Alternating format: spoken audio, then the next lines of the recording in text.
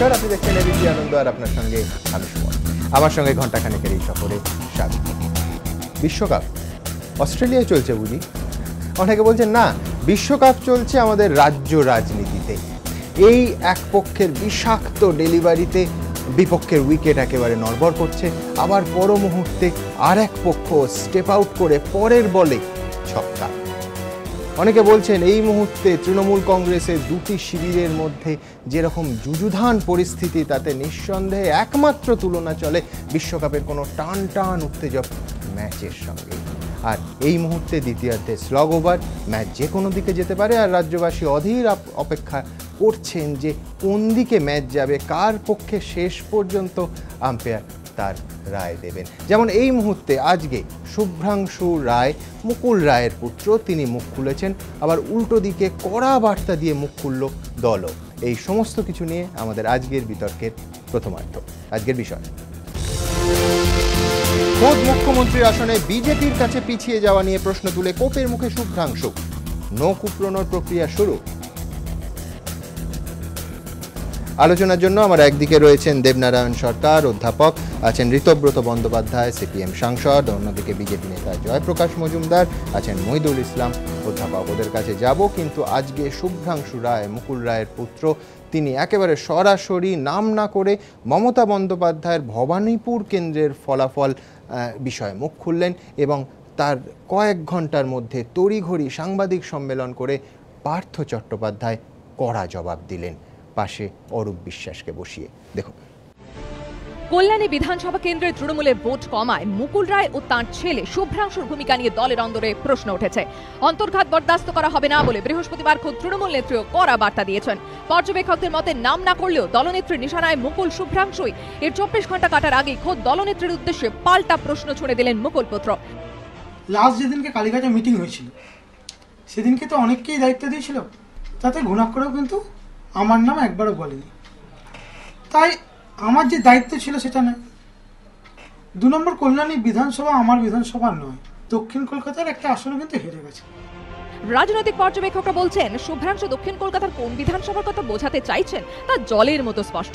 এই বিধানসভা আসনটি হলো মুখ্যমন্ত্রীর কেন্দ্র ভবানীপুর। 2014 লোকসভা ভোটের ফলে নিরিখে যেখানে তৃণমূলকে পেছনে ফেলে এগিয়ে বিজেপি, 2014 লোকসভা ভোটে ভবানীপুর বিধানসভা কেন্দ্রের তৃণমূল প্রার্থী সুব্রত বক্সী পেয়েছিলেন 47,280টি ভোট। বিজেপি প্রার্থী তথাগত রায় পেয়েছিল 47,456টি ভোট। মমতার কেন্দ্র ভবানীপুরে 176 ভোটে এগিয়েছিল বিজেপি। পরিসংখ্যান বলছে 2011 সেপ্টেম্বরে ভবানীপুর বিধানসভা কেন্দ্রের উপনির্বাচনে তৃণমূল যে ভোট পেয়েছিল তার থেকে অনেকটাই কমে 2014 লোকসভা ভোটে। 2011 বিধানসভা উপনির্বাচনে মমতা পেয়েছিল 73,635টি ভোট, আর 2014 লোকসভা ভোটে এই ভবানীপুর বিধানসভা কেন্দ্রের তৃণমূলের ভোট কমে হয় 47,280, ভোট কমেছে 26,355। শুধু দক্ষিণ কলকাতায় নয়, 2014 লোকসভা ভোটের নিরিখে আরও একাধিক বিধানসভা কেন্দ্রে দলের ফল নিয়েও প্রশ্ন তুলেছেন মুকুলের বিধায়ক পুত্র। কিছু কিছু বিধানসভায় কিন্তু ভোট কমেনি তা নয়, বিধানসভাগুলো কিন্তু হেরে গেছে। যেমন ব্যারাকপুরে ভাটপাড়া, শ্রীরামপুরে শ্রীরামপুর বিধানসভাটা, তোমার বারাসাতে বিধাননগর। তাহলে আমার ক্ষেত্রে যদি এরকম ব্যাপার হয়, তাহলে সেক্ষেত্রেও কি কোনো তদন্ত হয়েছিল? ঘুরিয়ে খোদ দলনেত্রীর কেন্দ্র নিয়ে শুভ্রাংশু রায় প্রশ্ন তোলায় বিড়ম্বনায় পড়েছে তৃণমূল। শুক্রবার তড়িঘড়ি বৈঠকে বসে দলের শৃঙ্খলা রক্ষা কমিটি। শুভ্রাংশুর বিরুদ্ধে ব্যবস্থা নেওয়ার সিদ্ধান্ত নিয়েছে তারা। শৃঙ্খলা রক্ষা কমিটি 72 ঘন্টার মধ্যে বসবে, উপযুক্ত ব্যবস্থা গ্রহণের জন্য দলকে সুপারিশ করবে। রাজনৈতিক মহলে প্রশ্ন উঠেছে, বাঘের নখ উপড়ানোর যে উক্তি মমতা বন্দ্যোপাধ্যায় বৃহস্পতিবার করেছিলেন তারই কি বাস্তবায়ন শুরু হবে শুভ্রাংশুর বিরুদ্ধে ব্যবস্থা নিয়ে? মুকুল পুত্র অবশ্যই এই উক্তিকে গর্বের সঙ্গেই গ্রহণ করছেন। নিজের বাবাকে কেউ বাঘ বললে কিন্তু খুশি হয়, নিজেকে তো বলতে পারবো বাঘের বাচ্চা। তৃণমূলের একাংশের মতে মমতা মুকুল বিচ্ছেদ এখন সময়ের অপেক্ষা। পর্যবেক্ষকদের একাংশের মতে ছেলেকে দিয়ে দলের বিরুদ্ধে মুখ খুলিয়ে বার্তা দিলেন মুকুল রায়, তেমনি আবার শুভ্রাংশুর বিরুদ্ধে ব্যবস্থা নেওয়ার সিদ্ধান্ত নিয়ে মুকুলকে পাল্টা বার্তা দিল দল। এবিপি আনন্দ। দেবনারায়ণ বাবু, আপনি কিছুদিন আগে ওই পজিশনে দাঁড়িয়ে আমায় বলছিলেন যে মুকুল রায় দলের বিরুদ্ধে কিছু করতে পারেন না, যদি করেন তাহলে জয়প্রকাশ দার দিকে আঙুল দেখিয়ে যে বিজেপি করাচ্ছে।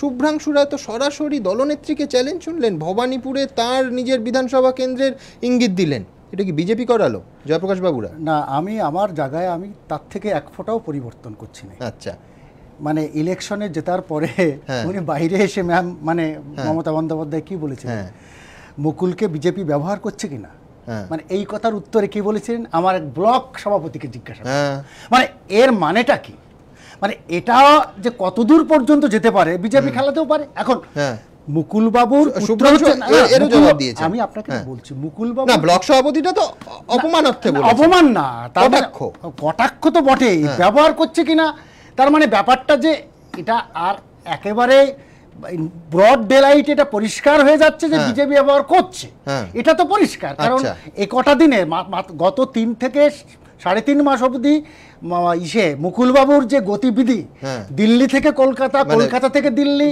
এবং তারপরে সন্দেহজনক, নিশ্চয়ই সন্দেহজনক, এবং তারপরে বিজেপি ব্যবহার করছে কিনা এই ব্যাপারটা আমি এখনো আবার কাছে আসবো, ঘোড়ার মুখের কাছে আশ্চর্য ব্যাপার, আমি বুঝি না, দল টুকরো টুকরো হয়ে ভেঙে যাচ্ছে। পার্থবাবুর এই যে পার্থবাবু আজকে বললেন না, গম্ভীর গলায়, চোখটাকে একদম ফিক্সড হয়ে যায় যখন গম্ভীর কথা বলেন পার্থবাবু, দেখবেন খেয়াল করে, আমার মনে হয় মধ্যে মধ্যে বেরিয়ে না আসে। শৃঙ্খলা রক্ষা কমিটি দেখবে, এটা তো গত 3 মাসে 5 বার শুনেছি, 5টা ঘটনায়, এবং যদ্দূর জানি শৃঙ্খলা রক্ষা কমিটিতে মুকুলবাবু একজন সদস্য। দেখি না, ডাকুন, আমরাও দেখতে চাই যে ফুল শৃঙ্খলা রক্ষা কমিটি ডেকে আপনারা ডিসিশন নিয়ে দেখান না। আরেকটা বলেছেন যে প্রাইমা ফেসি মনে হচ্ছে শৃঙ্খলা ভঙ্গ, আরে প্রাইমা ফেসি কতগুলো তো হলো পরপর, কাকে কি করলেন, উপহার দিলেন তো, দীনেশ ত্রিবেদী শৃঙ্খলা ভেঙেছেন, তাকে একটা পদ উপহার দিলেন, সুগত বোসকে চাপা দেওয়ার চেষ্টা করলেন, ভেতরে আগুন জ্বলছে, ধোঁয়া এদিক ওদিক দিয়ে বেরিয়ে আসছে, পার্থবাবুরা চেষ্টা করছেন ধোঁয়া, কিন্তু পার্থবাবু আপনি দলের ধোঁয়ার কথা বলছেন, দেবনারায়ণ বাবু আমার আরেকটা কথা মনে পড়ে গেল, এই শৃঙ্খলা রক্ষা কমিটি তো সোনালী গুহ নিয়ে তদন্ত করছিল, সেটা তো জানা গেল না। শুনুন এই কিছুদিন আগে বিবৃতি না, ঠিকই না, এটা তো জানা গেল না কিছু। না আমি একটা কথা বলি, কোন শৃঙ্খলা রক্ষা, কদিন আগে কীর্তি আজাদ যে কথা বলেছে, তাকে তো শৃঙ্খলা কমিটি, তাকে তো কিছু করায়। সুতরাং প্রত্যেকটা পার্টি আজকে মানে শো অফ, না শো, এটা তো কংগ্রেসে কি আব্দুল মান্নান, কংগ্রেস বিজেপি তৃণমূল সবগুলোই একই রকম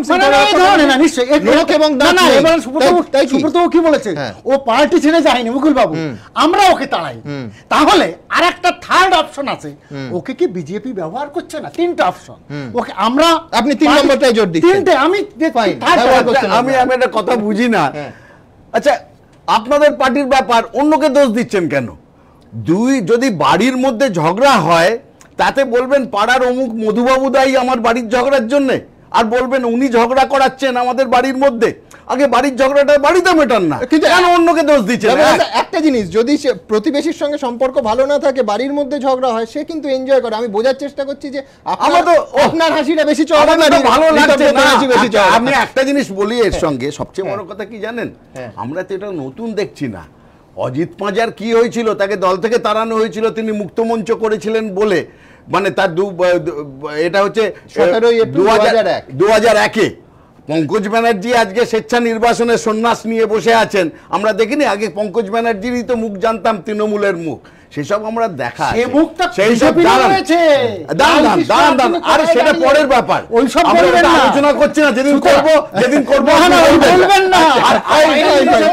একটা জিনিস শুধু বলে বলবেন, এই যে বলছেন না বুথে ভোট কমেছে বা কেন্দ্রে ভোট কমেছে বলে তদন্ত হবে, আমার মনে হচ্ছে সামনে প্রত্যেক বুথে তো ভোট কমবে, তখন কত তদন্ত করবে না, কত লোক ওপরাবে, সেইটা আমাদের দেখার জন্য পড়ে কিছুক্ষণ আগেই দেবনারায়ণ বাবু ব্লক সভাপতির কথা বললেন, মমতা বন্দ্যোপাধ্যায় একেবারে কটাক্ষের সুরে ব্লক সভাপতিকে জিজ্ঞেস করার কথা বলেছিলেন মুকুল রায়ের কথা, তারই জবাব দিলেন মুকুল পুত্র শুভ্রাংশু। দেখুন, মুকুল রায় 77,000 বুথে 77,000 কর্মীকে চেনে, যে কোনো ব্লক সভাপতিকে মুকুল রায় সম্বন্ধে জিজ্ঞেস করলে তারা উত্তর দিতে পারবে, এটা মমতা ব্যানার্জির থেকে বড় পাওনা। অবজ্ঞার পাল্টা কটাক্ষ। দুদিন আগেই মুকুল রায় প্রসঙ্গে প্রশ্নের উত্তর না দিয়ে মমতা বন্দ্যোপাধ্যায় কার্যত বুঝিয়ে দিয়েছিলেন তিনি আর তার একদা নাম্বার 2-কে গুরুত্ব দিচ্ছেন না। Now they are pitting Mukul Rai against you. What do you have to say to that? Please, I think you should not ask me this question.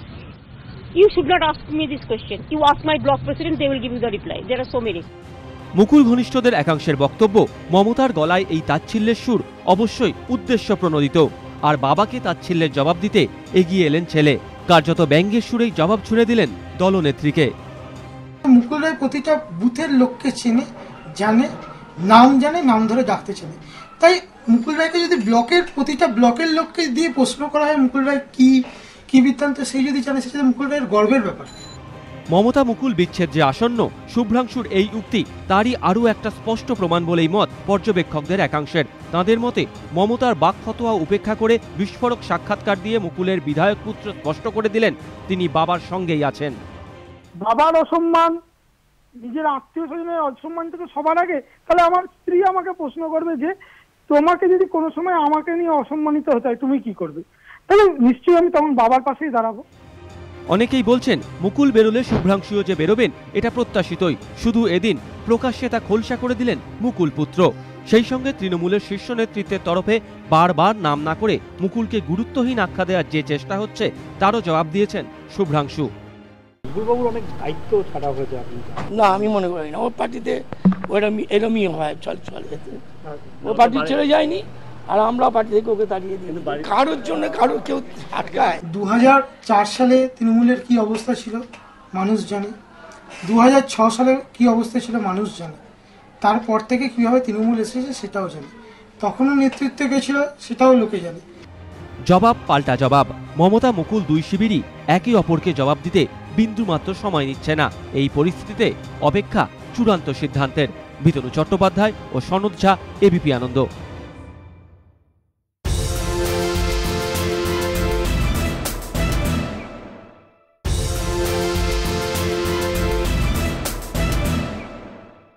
Ritabrata, আমি একদম ডেটা পার্টে আসি। সেটা হচ্ছে 2011-র উপনির্বাচন সেপ্টেম্বরে, সেখানে 77% ভোট ছিল রাজ্যের মাননীয় মুখ্যমন্ত্রী। 14 লোকসভা সুব্রত বক্সী প্রার্থী জিতলেন, 34-এ নেমে গেল।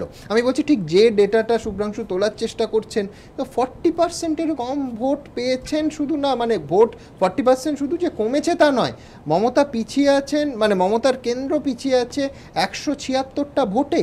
মানে আমি বলছি যে কল্যাণীর উদাহরণ তোলা হচ্ছে, সাবোতেজের কথা বলা হচ্ছে, ওদের যুক্তি যেটা, তাতে তো মাত্র 10%, এখানে তো 40% কমেছে।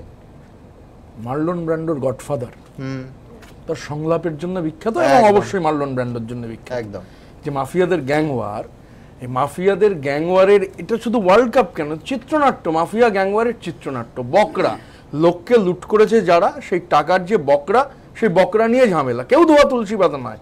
এখন এই বকরার ঝামেলায় মাফিয়ার তৃণমূলে অত প্রজন্ম হয়নি, গডফাদার 3টে প্রজন্ম ধরে বিস্তৃত। গডফাদারের উদাহরণটা যে কারণে দিলাম, যে চিত্রনাট্যে মানে যে টান টান রোমহর্ষক চিত্রনাট্য, এটাও তো যেরকম চিত্রনাট্য, এই যে একের পর এক সংলাপ আসছে, মানে তৃণমূল কংগ্রেস, তার আবার শৃঙ্খলা রক্ষা কমিটি, তার বিবৃতি, তারপর মন্ত্রীদের বিবৃতি, এগুলো শুনছি। এদিকে অসংখ্য যে মানে আমার বক্তব্য হচ্ছে চিত্রনাট্যের সংলাপ, এই যে গ্যাংওয়ার, এটা একদম গ্যাংওয়ার। এখন এটা তৃণমূলের আভ্যন্তরীণ ব্যাপার, তৃণমূলের গ্যাংওয়ার, সেখানে বিভিন্ন পক্ষ বিভিন্ন রকম কথা বলছে। এবং কিন্তু এই গ্যাংই তো এই বিপুল উপনির্বাচনে দুটো সাধারণ জেতার, তৃণমূল জিতেছে, কিন্তু জিতলে তো এই সত্যিটা মিথ্যে হয়ে যায় না যে রাজ্যের হতে পারে 107 জন লোক যে সারদায় আত্মহত্যা করেছে, এটা তো মিথ্যে হয়ে যায় না। তৃণমূলের জেতাটাও যেমন সত্যি, এই 107 জন লোক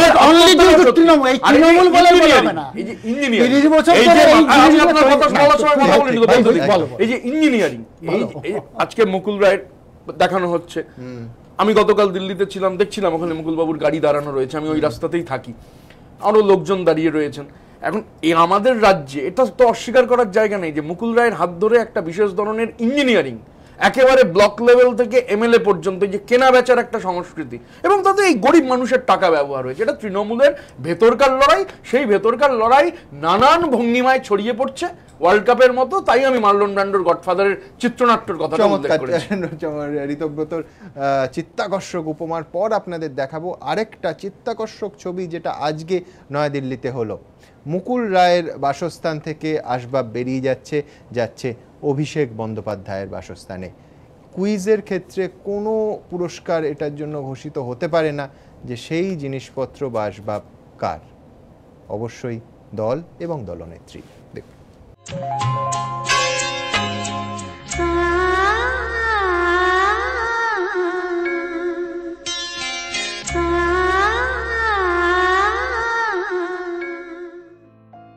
কিছু পুরনো জিনিস, কিছু পুরনো আসবাব, সম্পর্ক আর একরাশ স্মৃতি। 181 নম্বর সাউথ এভিনিউ, দিল্লির এই ঠিকানা সাক্ষী থেকেছে তৃণমূলের একটা গোটা অধ্যায়ের। এই ঠিকানাকে কেন্দ্র করেই আবর্তিত হয়েছে তৃণমূল নেত্রীর জাতীয় আকাঙ্ক্ষা। মমতা বন্দ্যোপাধ্যায় এবং মুকুল রায়ের হাত ধরে তৃণমূলের রাজনীতির উত্থান পতনের সাক্ষী থেকেছে এই বাড়ি। 2011 সালে সাংসদ পদ থেকে ইস্তফা দেওয়ার পর দিল্লিতে তার সরকারি বাসভবন ছেড়ে দিতে হয়েছিল মমতা বন্দ্যোপাধ্যায়কে।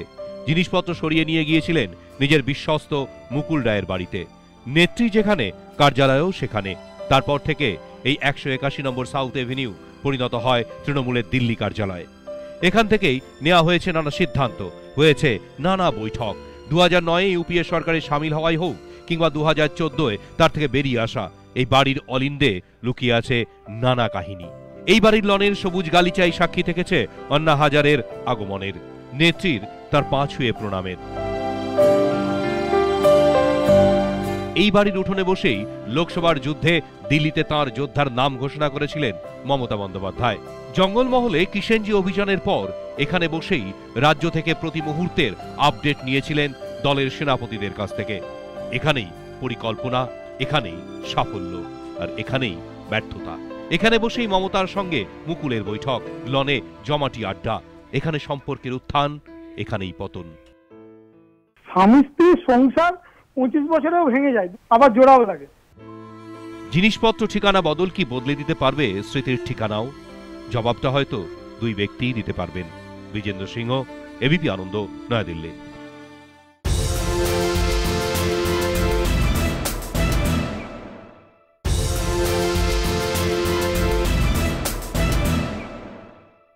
মইদুল, এই যে ঋতব্রত খানিকক্ষণ আগে আল প্যাচিনো, মার্লিন ব্যান্ড্রো, জেমস ক্যানের কথা বলে মনটাকে উদাস করে দিল, যাই হোক না, আমি বলছি প্রত্যেকটা খেলায়, সে গডফাদারই হোক আর বাস্তবে রাজনীতির খেলা হোক, একটা তো চেক দেওয়ার থাকে, মেট হবে কিনা নিঃসন্দেহে দেখার।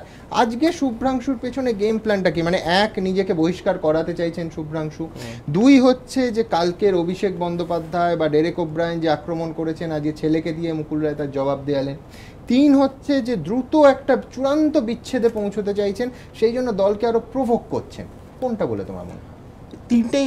তিনটেই সম্ভব, কিন্তু এই ব্যবহারের ক্ষেত্রে যে ব্যাপারটা এখানে আলোচনা আগে আসছিল, কে কাকে ব্যবহার করছে সেটা বিশ্লেষণকে যদি বাদই রাখি, আমি যদি তৃণমূল পারস্পরিক হয়, দুজনকে ব্যবহার করছে, চাল দিচ্ছে, পাল্টা চাল দিচ্ছে, কিন্তু তৃণমূল নেত্রীর ক্ষেত্রে, পশ্চিমবঙ্গের রাজনীতির ক্ষেত্রে তৃণমূল নেত্রী যে শেষ যে ব্যক্তিকে ব্যবহার করেছিলেন তার নাম হচ্ছে মুকুল রায় এবং তার পুত্র শুভ্রাংশু রায়। এবং মানে তৃণমূল নেত্রীর যে রাজনৈতিক যে উত্থান, সেটা কিন্তু জাস্ট মেকিয়াভেলিয়ান একটা পলিটিক্স এবং অন্যকে ব্যবহার করেই উঠে আসার মাধ্যমে সেটা প্রকাশ পেয়েছে। 1998 সাল থেকে 2001 সাল পর্যন্ত তিনি বিজেপিকে ব্যবহার করেছেন, তারপরে কিছুদিন তিনি কংগ্রেসকে ব্যবহার করেছেন, আবার হচ্ছে 2006 সময় থেকে নন্দীগ্রাম শিবিরের সময় থেকে কিষাণজি, মাওবাদী এদেরকে ব্যবহার করেছেন, বিশিষ্ট বুদ্ধিজীবীদের কবির সুমন, শুভা প্রসন্ন এদেরও ব্যবহার করেছেন, জয় গোস্বামীকে 2001 অল্প সময় মহিদুল থাকার পর আবার বিজেপিতে চলে না, সেটাই মানে সে তো কেন্দ্রে তুমি যাদের আবার নাম বলছো তারা উল্টো দিক থেকে ক্ষমতার কেন্দ্রটাকে ব্যবহার করেছে। বন্দ্যোপাধ্যায় এবং তার ক্ষমতা পরবর্তীকালে রাজ্যের সর্বোচ্চ ক্ষমতাকে তারাও ব্যবহার করে। একদমই তাই, মানে আমি এরাও কেউ মানে খুব সদিচ্ছায় এবং খুব নীতির জোরে, কারণ তৃণমূল দলটার মধ্যে কোনো নীতি নেই, কারণ সে আজকে বিজেপির সঙ্গে আছে, কালকে কংগ্রেসের সঙ্গে আছে, কালকে অন্য কোনো মৌলবাদী সংগঠনদের সঙ্গেও আছে, এটা নিয়ে কোনো নেই, মানে তাদের কোনো নীতি আদর্শ ব্যাপার নেই। এবং এই যে 2009 বক্তব্য হতে পারে ভাই, কিন্তু এটা দিয়ে সন্দেহ আছে। আরে না, নোট অফ ডিসেন্ট, তুমি তো না, বিজেপি তো একটা মৌলবাদী সংগঠন। না, বিজেপি কোন মৌলবাদী সংগঠন? 2009 সাল থেকে সিপিএম 2009 সাল থেকে 2012 সাল পর্যন্ত কংগ্রেসকে ব্যবহার করেছে। এবারে একে অপরের সঙ্গে যে ব্যবহার করেছেন, এবার শেষ যে ব্যবহারের যে নামটা, তার নাম হচ্ছে মুকুল রায়। দেখুন, তৃণমূল দলটার মধ্যে কিন্তু কোনো শৃঙ্খলা পরায়ণ নেই, ফলে আমরা খুবই মানে একটু আশ্চর্যই হলাম যে এখানে একটা শৃঙ্খলা রক্ষা কমিটি এখন তৃণমূল হয়েছে। হয়তো তৃণমূল আর একটু সিপিএম এর মতো হতে চাইছে, শাসক দল হয়েছে, একটু স্টেবিলিটি আনতে চাইছে, কোনো একটা ব্যাপার। কিন্তু তৃণমূল ব্যাপারটা হচ্ছে কিন্তু একটা অ্যানার্কিক একটা দল, যেটার শুধু একমাত্র কর্তৃত্ব করতে পারে কংগ্রেসের দলটা কি বলবে? একটা কর্তৃত্ববাদী তাহলে দল। তুমি কংগ্রেসের দলটা এই মুহূর্তে কি বলবে? না না, আমি জানি না। দেবনাথ বাবু, আপনি কি জানেন যে আমি তো জানতাম যে কয়েকদিন আগেও সংবাদপত্রে এবং এবিপি আনন্দেও দেখেছি যে শৃঙ্খলা রক্ষা কমিটির 3 জন সদস্য, একজন সুব্রত বক্সী, আরেকজন তো মুকুল রায় নিজে, তাকে কি ডাকা হবে?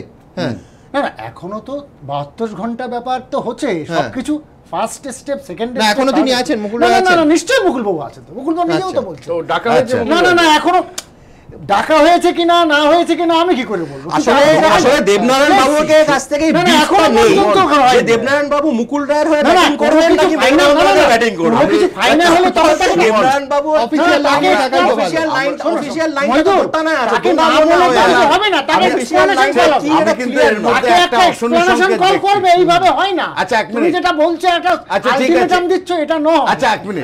সর্বদলীয় বৈঠকে মুকুল রায় যাচ্ছেন কোথায়? উনি তো লিডার, পার্লামেন্টের গ্রুপের লিডার। সর্বদলীয় বৈঠক, সুদীপ ব্যানার্জি অসুস্থ, মানে রোববার সর্বদলীয় বৈঠক আছে। ইনফরমেশন আছে কিনা? আজকে একটা জিনিস আমি বলছি ঋতব্রত, না, ইনফ্যাক্ট যাওয়া সম্ভব না, আজ রাতেই মুকুল রায় কলকাতা ফিরে আসছেন। হ্যাঁ, মানে রবিবার মিটিংটা আছে, মানে তৃণমূলের থেকে ওই অনুরাগীদের বলেছেন কালকে বাড়িতে থাকবেন। লিডারশিপ। কিন্তু একটা জিনিস আমরা এড়িয়ে যাচ্ছি, একদম এড়িয়ে যাচ্ছি, যেটা গতকাল নেত্রীর যে কথা, তৃণমূলের নেত্রীর কথা যে নখ উপড়ে নেব, এই কথাটা আমার মনে ভয় দেখাচ্ছে। মুখ্যমন্ত্রী মুখে দিয়ে বলেছেন সারা বাংলায় ওনার যে হারমাত বাহিনী ছড়িয়ে আছে, তারা আজকে কিন্তু অপোজিশনের, অপোনেন্টের সকলে বলবে এই জিনিস। না না,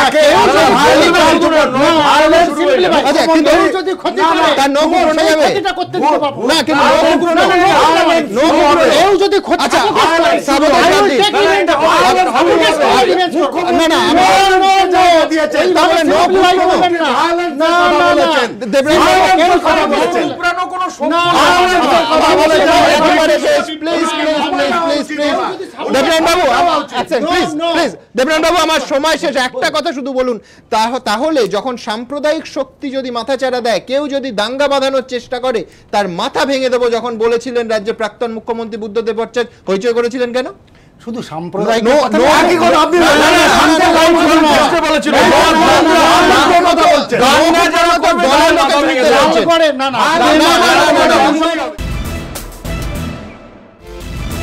আমরা বারবার বলেছি সিবিআই সূত্র, আর উঠতে বসতে যারা সিবিআই সূত্র মন গড়া বলে কটাক্ষ করেছেন জনসভায় মঞ্চের ওপর থেকে আমাদের এই দ্বিতীয়ার্ধের বিতর্ক, তাদেরকে উৎসর্গ করলাম। তার কারণ আমরা বলেছি তদন্তে উঠে এসেছে, আমরা বলেছি সিবিআইয়ের দাবি, আমরা বলেছি সিবিআই সূত্রে খবর।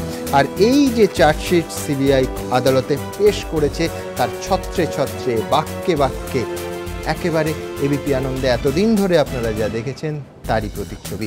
সিবিআই ঠিক হতে পারে, সিবিআই ভুল হতে পারে, সিবিআই সত্য বলতে পারে, অসত্য বলতে পারে, আমরা জানি না, তা একমাত্র বিচার করবে আদালত, মহামান্য বিচারপতি। কিন্তু আমরা সিবিআই সূত্র বলে যা দেখিয়েছি এই চার্জশিটে তার একেবারে হুবহু প্রতিফলন আছে। যেমন ধরুন, প্যাকেট যেত, কার কাছে যেত? মদন মিত্রের কাছে যেত। কে পাঠাতেন? সুদীপ্ত সেন পাঠাতেন। সিবিআই চার্জশিটে উল্লেখ করা হচ্ছে যে সেই প্যাকেটের মধ্যে কি থাকতো? টাকা, নগদ টাকা। শুধু এখানেই থামেননি সিবিআইয়ের এই তদন্তকারী অফিসাররা, অত্যন্ত ঘন ঘন সেই টাকা ভর্তি, নগদ টাকা ভর্তি প্যাকেট যেত বলে সিবিআইয়ের চার্জশিটে দাবি। আর এসব নিয়ে আমাদের আজকের বিতর্ক। আমাদের দ্বিতীয় বিষয়, গাড়ি আর টাকার প্যাকেটে মদন পুজো, প্রসাদে পেতেন সরকারি আনুকূল্য, চার্জশিটে দাবি সিবিআই। আমার একদিকে রয়েছেন আলোচনার জন্য শিশির বাজোরিয়া, বিজেপি নেতা, আছেন রিজু ঘোষাল, কংগ্রেস নেতা, আছেন পার্থপ্রতিম বিশ্বাস, সিপিএম নেতা, এবং অধ্যাপক সমীর চট্টোপাধ্যায়। ওদের কাছে যাব, কিন্তু সিবিআইয়ের সাপ্লিমেন্টারি চার্জশিটে এই বিচিত্র পূজা পদ্ধতি, যে পুজোয় কোনো উপাসনা, ধূপ ধুনো লাগে না, লাগে নগদ টাকা, গাড়ি বা অন্যান্য সুযোগ সুবিধে, কি আছে সাপ্লিমেন্টারি চার্জশিটে তা নিয়ে দেখাবো। মদন মিত্রকে প্যাকেট পাঠাতেন সুদীপ্ত সেন, বারবার এই অভিযোগ উঠেছে। সিবিআই সূত্রে দাবি করা হয়েছে সারদার 3 ড্রাইভার তাঁদের বয়ানে দাবি করেছেন তারা বেশ কয়েকবার সারদার দপ্তর থেকে প্যাকেট নিয়ে মদন মিত্রকে দিয়ে এসেছেন। এবার সারদা রিয়েলটি মামলার সাপ্লিমেন্টারি চার্জশিটেও ফের সেই দাবি করল সিবিআই, তথ্যসহ আরও জোরালোভাবে। চার্জশিটে সিবিআইয়ের চাঞ্চল্যকর দাবি, মাঝে মাঝে মদন মিত্রকে টাকা ভর্তি প্যাকেটও দিতেন সুদীপ্ত সেন। চার্জশিটে সিবিআই আরও দাবি করেছে সুদীপ্ত সেনের সঙ্গে ঘনিষ্ঠ সম্পর্কের সুবাদে প্রায়শই সন্ধেই বা রাতে মিডল্যান্ড পার্কে সারদার অফিসে যেতেন মদন মিত্র। বন্ধ দরজার আড়ালে সুদীপ্ত সেনের সঙ্গে দীর্ঘক্ষণ তার বৈঠক হতো। চার্জশিটে সিবিআইয়ের দাবি, সারদার মিডল্যান্ড পার্কের অফিসের বহু কর্মী সাক্ষ্য দিতে গিয়ে মদন মিত্র সেখানে যাওয়ার বিষয়টি নিশ্চিত করেছেন। সিবিআই সূত্রে পাওয়া খবরের ভিত্তিতে সারদা থেকে মদন মিত্রের কাছে প্যাকেট যাওয়ার অভিযোগের বিষয়টি একাধিকবার এবিপি আনন্দে সম্প্রচারিত হয়েছে। কিছু গাড়ির চালক এবং যাদের নাম আমরা করলাম তাদের সাক্ষ্য এবং জবানবন্দিতে অত্যন্ত গুরুত্বপূর্ণ তথ্য উঠে এসেছে বলে সিবিআই আধিকারিকদের দাবি। দেখুন, সারদা তদন্তে নাম জড়িয়েছে নানা হেভিওয়েট নেতার। সিবিআই সূত্র খবর, সারদার 3 ড্রাইভারের বয়ান এক মন্ত্রীকে বেশ বিপাকে ফেলতে পারে। এই 3 ড্রাইভারের প্রত্যেকেই মূলত সুদীপ্ত সেন কিংবা দেবযানী মুখোপাধ্যায়ের গাড়ি চালাতেন। এই 3 জনই কেন্দ্রীয় গোয়েন্দাদের কাছে দাবি করেছেন তারা বেশ কয়েকবার সারদার দফতর থেকে প্যাকেট নিয়ে সংশ্লিষ্ট মন্ত্রীকে দিয়ে এসেছেন। তাদের অনুমান ওই প্যাকেটে টাকার বান্ডিল ছিল।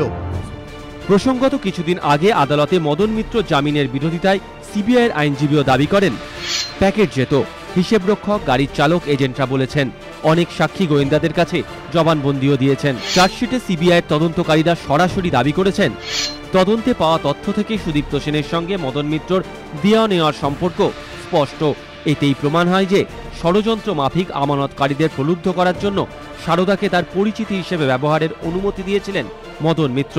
বিনিময়ে তিনিও সারদার থেকে বেআইনিভাবে লাভবান হয়েছিলেন। এবিপি আনন্দ।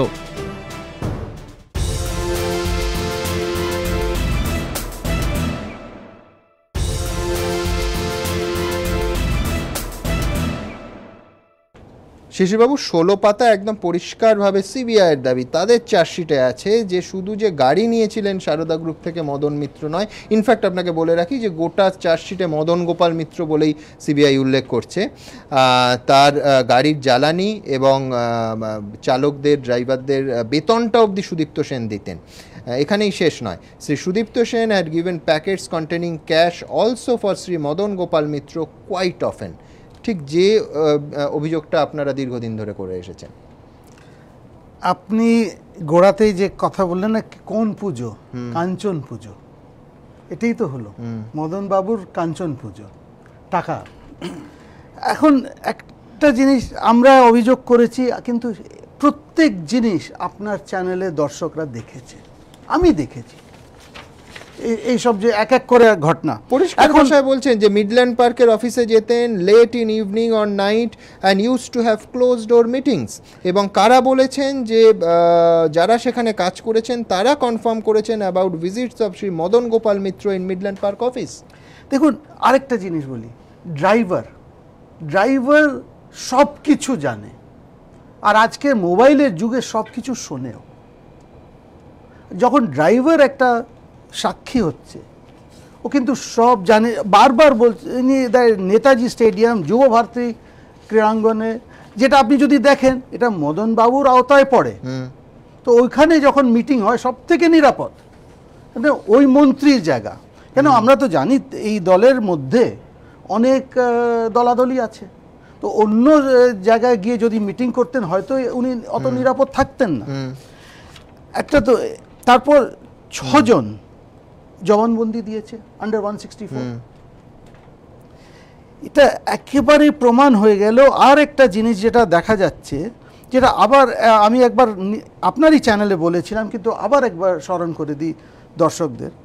মদন বাবু যখন দাঁড়িয়ে 2 বার না 3 বার না 4 বার সারদা প্ল্যাটফর্ম থেকে বলেছিলেন আমরা এক পরিবার, আমরা একসঙ্গে, যখন উনি মন্ত্রী হননি তখন 2009 বলেছিলেন, তারপর মন্ত্রী হওয়ার পরে আমি সেই পাটে আসবো, কিন্তু তার আগে আপনাদের দেখাবো যে শুধুমাত্র সম্পর্কটা ছিল একেবারে পরিষ্কার দেয়া নেয়ার, এবং দেয়া নেয়ার সম্পর্ক ছিল বলেই যেভাবে মদনবাবু তার সরকার বা তার ব্যক্তিগত ভাবমূর্তি ব্যবহৃত করেছেন সুদীপ্ত সেন, পাশাপাশি অত্যন্ত স্পষ্টভাবে তার পাশে দাঁড়িয়েছেন। এই চার্জশিটে বিশেষ করে উল্লেখ করা হয়েছে 2011 নির্বাচনে কামারহাটিতে মদনবাবুকে সব রকমভাবে সাহায্য করেন সুদীপ্ত সেন।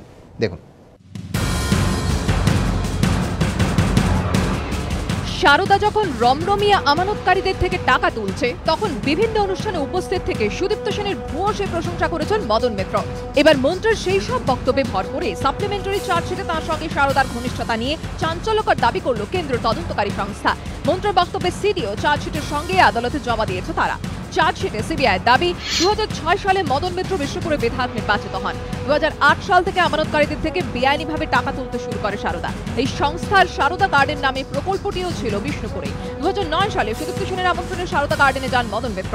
সারদার হয়ে বেআইনিভাবে টাকা তুলতেন সংস্থার এমন সদস্য সহযোগী সহ বহু মানুষের সামনে তিনি কর্মসংস্থানের সুযোগ তৈরির জন্য সুদীপ্ত সেনের প্রশংসা করেন, দেন সমর্থনের প্রতিশ্রুতিও। বিষ্ণুপুর এলাকার মধ্যে সারদা গ্রুপের কাজকর্ম করতে কোথাও যদি কোনো অসুবিধে হয়, কোনো আইনগত বাধা আসে, সেই সমস্যাকে দূর করে সারদা গার্ডেনের কাজ করতে কোনো অসুবিধা না হয় সেই ব্যাপারে আমরা নজর রাখবো। চার্জশিটে সিবিআই দাবি তদন্তে জানা গিয়েছে নেতাজি ইন্ডোরের সারদার এজেন্ট এবং সদস্যদের সম্মেলনেও আমন্ত্রিত ছিলেন মদন মিত্র। সেখানে সারদা কর্ণধারের প্রশংসা করে মদন মিত্র বলেন, সুদীপ্ত সেন দেশ জুড়ে নিজের ব্যবসা ছড়িয়ে বাংলাকে গর্বিত করেছেন। তারপর সারদার যে এজেন্ট এবং সদস্যরা বাজার থেকে বেআইনিভাবে টাকা তুলতেন তার প্রশংসা করে মদন মিত্র বলেন, সারদার এজেন্ট সংখ্যা আরো বাড়ুক যাতে পরবর্তী সম্মেলন সল্ট লেক স্টেডিয়ামে করা যায়। সুদীপ্ত সেন প্রমাণ করেছেন তিনি বাংলার বাইরে ভারতবর্ষের সর্বত্র सारे जहां से अच्छा हिंदुस्तान हमारा पंजाब सिंधु गुजरात मराठा ग्रामीण उत्तर बंगे নিজেকে প্রতিষ্ঠিত করেছেন।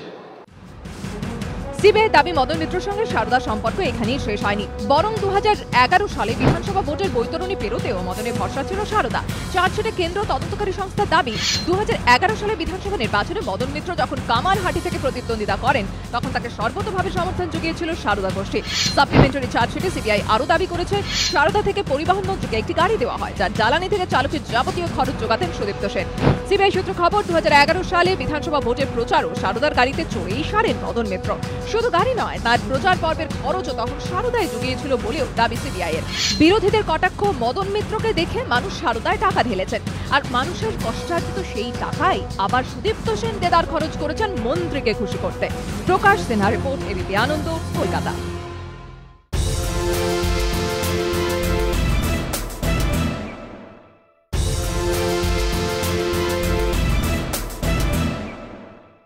পার্থবাবু, চার্জশিটের 15 পাতার শেষ পরিচ্ছদটা পড়ি। Investigation further disclosed that during 2011 assembly elections, Sri Madan Gopal Mitra contested from Kamarhati Assembly constituency. During elections, Saroda Group extended wholehearted support to Sri Madan Gopal Mitra. Actually এটাই রাজ্যবাসীর কাছে একটা সবচেয়ে বড় প্রশ্ন গত কয়েক বছর ধরে চলছে যে দুর্নীতির প্রতীক হিসাবে যারা স্বীকৃত সারদা, তাদের সাথে সততার প্রতীকে নির্বাচিত হচ্ছেন এমন মন্ত্রী সাংসদ, এরা কিভাবে সহাবস্থান করছেন, এবং এটাই পার্টিকুলারলি সিবিআই তদন্তের মূল উপজীব্য। এবং গতকালের চার্জশিটে যেটা প্রমাণিত হলো যে এই সিবিআই যে শিলমোহর দিলেন এই অভিযোগগুলোর প্রাথমিক সারবত্তা আছে এই বিষয়টা। এবং এর থেকে একজন রাজ্যবাসী হিসেবে 3টে আতঙ্কের কারণ আছে যে কোনো মানুষের। যে এক, যে আমাদের মন্ত্রী মানে সরকারের প্রতীক, সরকারি ব্যবস্থাপনার প্রতীক, তাহলে একজন মন্ত্রী সরকারি ব্যবস্থার প্রতি সাধারণ মানুষের যে ভরসা, সেই ভরসাটাকে বিক্রি করছেন একটা চিটফান্ড মালিকের কাছে, এবং সেটা আসলে একটা দুর্নীতি সমর্থক জিনিস। এটা হচ্ছে প্রথম এই রাজ্যের মানুষ উপলব্ধি করছেন যে সরকারি ভরসা বিক্রি হচ্ছে। 2 নম্বর হচ্ছে যে একজন মন্ত্রী, যে ভাষায় আপনারা চ্যানেলে দেখালেন এখানে, যে তিনি আসলে শেষমেশ দাঁড়িয়ে একটা চিটফান্ড কোম্পানির ব্র্যান্ড অ্যাম্বাসেডারের কাজ করছেন, যে তিনি ভালো, তার পক্ষে থাকুন, বিন্দু বিন্দু করে তিনি গড়ে উঠছেন। যখন বলছেন মন্ত্রী হন, হ্যাঁ, তাহলে মন্ত্রী যদি নাও হন তাহলে সেই দলের নেতা, প্রভাবশালী নেতা, তাহলে সেই দল সেখানে সমীর বলেনি যে সেই দল সেখানে দাঁড়িয়ে তাহলে প্রমোটারের ভূমিকা মূলত পালন করছে যে চিটফান্ডের পক্ষে। তৃতীয় বিপজ্জনক জায়গা হচ্ছে এই যে এই চিটফান্ডের বারবারন্ত যখন হচ্ছে একই সাথে 100 গুণ বাড়ছে, তার সাথে স্বল্প সঞ্চয় ভয়ঙ্করভাবে ক্ষতিগ্রস্ত হলো। ফলে সরকারে তারা আসবেন কিনা তারা জানতেন না, এবং এই মদন বাবুকে তারপরে মন্ত্রিসভায় নেওয়া হলো। এবং আমি বলছি এখনো তিনি মন্ত্রিসভায় আসবো। কিন্তু তার আগে একেবারে মদন মিত্র তো শুধু একজন ব্যক্তি নন, অত্যন্ত প্রভাবশালী ব্যক্তি, শুধু এইটুকুও নন, তিনি সরকারের একটা অংশ।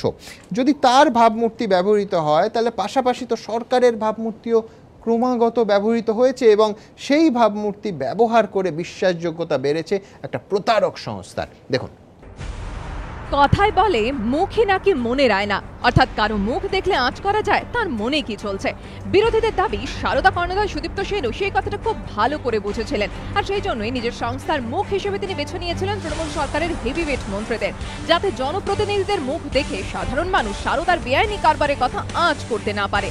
সিবিআইও তাদের সাপ্লিমেন্টারি চার্জশিটে সারদা ও সরকারের সম্পর্ক নিয়ে ঠিক একই কথা বলছে। তাদের দাবি, সরকারের সঙ্গে ঘনিষ্ঠতার ছবি তুলে ধরেই মানুষের কাছ থেকে অনায়াসে হাজার হাজার কোটি টাকা লুটেছে সারদা। সাপ্লিমেন্টারি চার্জশিটে সিবিআই দাবি, তদন্তে জানা গিয়েছে মদন মিত্রকে সারদার কর্মী সংগঠন সারদা প্রোগ্রেসিভ এমপ্লয়িজ ইউনিয়নের সভাপতি হিসেবে তুলে ধরা হয়েছিল। মদন মিত্রের নাম ও এই পদ লেখা বোর্ড সারদার বিভিন্ন অফিসে চোখে পড়ার মতো জায়গায় জল করত। মিডল্যান্ড পার্ক এবং সল্টলেকের DN29-এ সারদার অফিসে তল্লাশি চালিয়ে এরকম বেশ কিছু বোর্ড উদ্ধার করা হয়েছে। এই বোর্ড কেন চোখে পড়ার মতো জায়গায় রাখা হতো? চার্জশিটে সিবিআই চাঞ্চল্যকর দাবি, সারদার সদস্য সহযোগী সহ বহু সাক্ষী বয়ানে খুব জোর দিয়ে দাবি করেছেন সারদার বিভিন্ন অনুষ্ঠানে মদন মিত্রের উপস্থিতি এবং সুদীপ্ত সেনের সঙ্গে তাঁর ঘনিষ্ঠতার খবরই এজেন্টদের মনে সারদা সম্পর্কে দৃঢ় বিশ্বাস তৈরি করেছিল। এসব দেখেই তারা ভেবেছিলেন সারদার ব্যবসা নিশ্চয়ই আইনি এবং তার পেছনে খোদ সরকারের সমর্থন রয়েছে। এই বিশ্বাসী এজেন্টদের আরও বেশি সংখ্যক মানুষের কাছে টাকা তুলতে অনুপ্রেরণা জুগিয়েছিল। চার্জশিটে সিবিআই দাবি, সাক্ষীরা বয়ানে জানিয়েছেন মদন মিত্রর মতো জনপ্রতিনিধির মুখ ব্যবহার করেই সাধারণ আমানতকারীদের লোভ ঠেকানো হয়েছিল। সারদায় আমানতকারীদের অধিকাংশই ছিলেন মধ্যবিত্ত। একজন জনপ্রতিনিধি এবং একাধিক সংগঠনের সঙ্গে জড়িত থাকার সুবাদে মদন মিত্রের প্রতি মধ্যবিত্ত মানুষের সমর্থন ও আস্থা ছিল অগাধ। মানুষের কাছ থেকে টাকা তোলার জন্য মদনের প্রতি তাদের এই বিশ্বাসেরই সুযোগ নেয় সারদা। বিরোধীরা অবশ্য বলছেন শুধু মদন কেন, খোদ মুখ্যমন্ত্রীকেও তো সারদার অনুষ্ঠানে দেখা গিয়েছে। সারদার কলম পত্রিকার উদ্বোধন হয়েছিল মুখ্যমন্ত্রী মমতা বন্দ্যোপাধ্যায়ের হাতে। আমি এখনো বলি আমি ছোটদের পক্ষে, বড়দের তো অনেক আছে। তেলার মাথায় তেল দিয়ে কি লাভ বলতে পারেন? বড়দের তো অনেক আছে, তাদের অনেক জায়গা আছে। যাদের কিচ্ছু নেই তাদের জন্য আমি ছিলাম, আছি এবং থাকবো, সম্মান নিয়ে বাঁচবো। 2011 সালে জুলাই মাসে জঙ্গলমহলের জন্য শতাধিক অ্যাম্বুলেন্স রাজ্য সরকারকে উৎসর্গ করেছিল সারদা গোষ্ঠী। তার উদ্বোধন করেছিলেন খোদ মুখ্যমন্ত্রী। সারদার বৈদ্যুতিক সংবাদ মাধ্যম চ্যানেল 10-এর অনুষ্ঠানে উপস্থিত ছিলেন মুখ্যমন্ত্রী। বিরোধীদের দাবি, যে মমতা বন্দ্যোপাধ্যায়ের উপর ভরসা করে রাজ্যবাসী পশ্চিমবঙ্গে পরিবর্তন এনেছেন, তিনিই যদি কোনো সংস্থার পাশে দাঁড়ান তাহলে মানুষ তো সেই সংস্থাকে বিশ্বাস করবেই। আর সেই সুযোগটাই নিয়েছেন সুদীপ্ত সেনের মতো প্রতারক। প্রকাশ সিনহার রিপোর্ট, এবিপি আনন্দ, কলকাতা। রেজু, সারদার ক্লায়েন্টেল কারা? ক্লায়েন্টেল একেবারে যারা খুব উচ্চশিক্ষিত, শহুরে, উচ্চবিত্ত, মধ্যবিত্ত তো সারদার শিকার নয়। শিকার হচ্ছে গ্রামাঞ্চলের মানুষ। সেই মানুষদের কাছে মদন মিত্র হচ্ছে সরকারের একটা মানে সিম্বল, প্রতীক। সেখানেই তো মানে সিবিআই চার্জশিটে ছত্তে এক্স্যাক্টলি এটাই বলা হয়েছে। আমি চার্জশিটের কপিটা যখন তোমার কাছে নিয়ে দেখছিলাম, মানে পেজ 14 নম্বর পেজে বোধহয় স্পেসিফিক্যালি বলা আছে যে মন্ত্রী নিজে গিয়ে প্রচার করছে। আমরা যখন একটা সারদাকে একটা অন্য পার্সপেক্টিভ থেকে দেখো, একটা বিনোদনের পার্সপেক্টিভ থেকে দেখো, পাবলিসিটি অ্যান্ড অ্যাডভার্টাইজিং এর পার্সপেক্টিভ থেকে দেখো, একটা ওমেগা ঘড়ি, ব্র্যান্ড অ্যাম্বাসেডর অমিতাভ বচ্চন, লোকেরা অমিতাভ বচ্চন ওমেগা পড়ছে বলে ওমেগা ঘড়ি কিনলো। তাই মদন মিত্র সারদাকে যদি বিপণনের মতো ব্যবহার করে থাকে সেই সময়, তাহলে সারদা কমোডিটিটাকে মদন মিত্র এবং তৃণমূল কংগ্রেস ভীষণ ভালোভাবে বিক্রি করতে পেরেছে। কোন সময় 2009, 2010, 2011 যখন তৃণমূল জনপ্রিয়তা তুঙ্গে, আমি বলছি যে মানে একটা গোটা সামাজিক গণ আন্দোলনের প্রতীক তৃণমূল কংগ্রেস। অ্যাবসলিউটলি। এবং সেই সময় এবং শহরতলির মানুষ, যেটা আমি বলছিলাম যে সারদার মূল টিজি টার্গেট গ্রুপ। অ্যাবসলিউটলি। এবং এটাই প্রমাণ করে যে মানুষের অগাধ আস্থা কতটা তৃণমূল কংগ্রেস এবং সেই দলের নেতা এবং নেত্রীদের প্রতি ছিল, যে তারা যদি বলে যে চোখ বন্ধ করে এক গ্লাস বিষ দিয়ে বলে যে এটা কোকা-কোলা খেয়ে নাও, মানুষ সেটাই খেত। মানে এটা ট্র্যাজেডি, এটা বাংলার মানুষের একটা ট্র্যাজেডি। এবং তার থেকেই আমরা আজকে এই পরিস্থিতি উদ্ভব হয়েছে যে আজকে বাংলার ইতিহাসে কখনো কোনো মন্ত্রীকে জেলে যেতে হয়নি। কংগ্রেসের এত দুর্নীতির কথা বলা হয়েছে, 72-77 বলা হয়েছে, কংগ্রেসের কোনো মন্ত্রী কিন্তু জেলে যাননি। 34 বছরে বামফ্রন্টের কোনো মন্ত্রীও জেলে, মানে 4.5 বছরে মমতা বন্দ্যোপাধ্যায়ের সরকার একটাও তদন্ত করতে পারলে না যেখানে কংগ্রেসের কোনো মন্ত্রী 72 থেকে 77 কিংবা 34 বছরে সুশান্ত ঘোষের বিরুদ্ধে প্রমাণ হয়েছে যখন তিনি গেছেন জেলে, কিন্তু সুশান্ত তখন অবশ্য অসমের কংগ্রেস নেতাও তো নাকি গেছে শুনলাম। আরে অসমটা ছাড়ুন না মশাই, অসম ছাড়বো না, অসম ছেড়ে দেবো, দিল্লি ছেড়ে দেবো, পশ্চিমবঙ্গ ছেড়ে দেবো, সরকার আমাদের, সব জায়গায় ছেড়ে দেই। অসমের সরকার 34 বছরের মধ্যে সারদা তৈরি হলো, সরকার আমাদের, আজকে সারদা তৈরি হওয়ার পরে মন্ত্রী জেলে গিয়ে ওদের মায়ের বড় গলা যাদের, তারা যদি আজকে বলে সততা, মমতার সততা নিয়ে একটা প্রশ্ন যদি করতে হয়, আপনারা ছবি বিক্রির কথা বলছেন, সুট বিক্রি তো আজকে লাস্ট আমি জানি না 1 কোটি কত জেলে যাওয়ার জন্য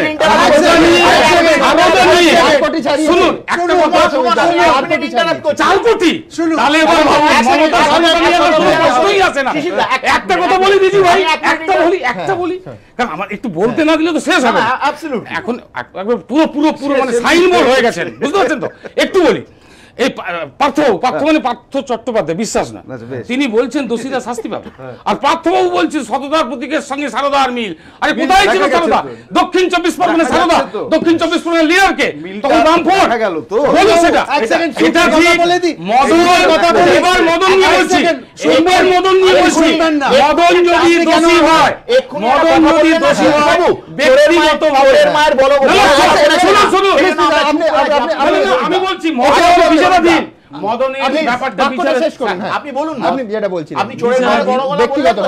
মদন ব্যক্তিগতভাবে একটা অসম্ভব জনপ্রতিনিধি হিসেবে তার একটা যোগাযোগ ছিল। সুদীপ্ত সেন, দেখুন আপনারা আজকে বলতে পারেন ফান্ড এসছে মদনের কাছে, কিন্তু চিটটা তো করেছে ওই আগের সরকারি যে ছিল।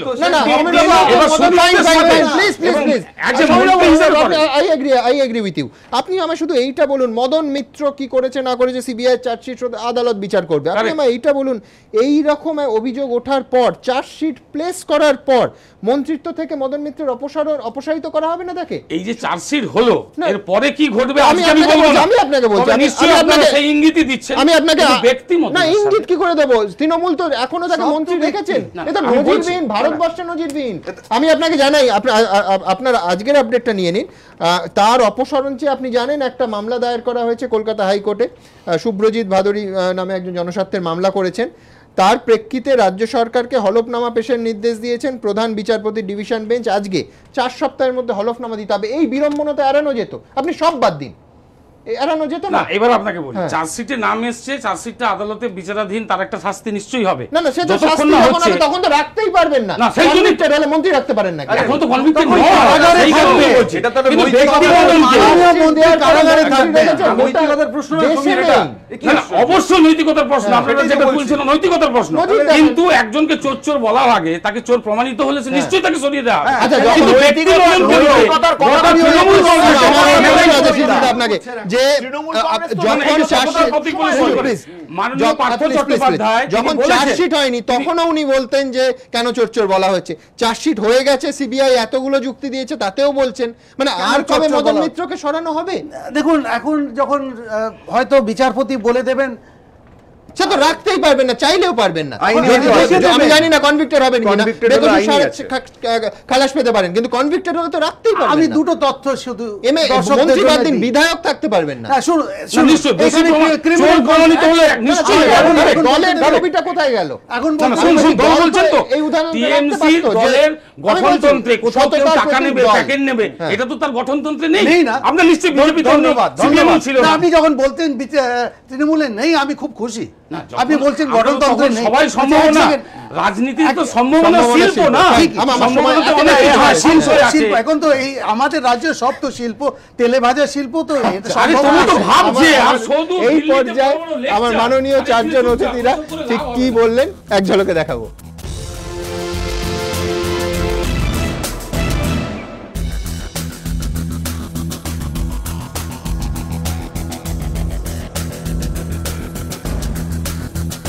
আপনাদের সবাইকে অসংখ্য ধন্যবাদ। আমার সময় শেষ, সপ্তাহান্ত খুব খুব ভালো কাটুক, ভালো থাকবেন সবাই।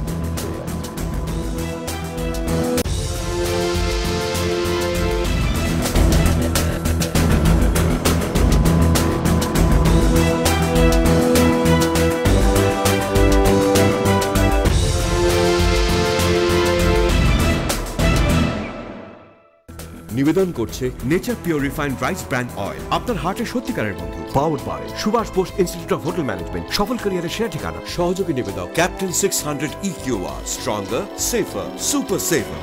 শালিমার শেফ গুঁড়ো মশলা, ডিউপো ফাটেরা, দানায় দানায় বিপ্লব এবং দ্য সুমিস, you can, I can, we all can.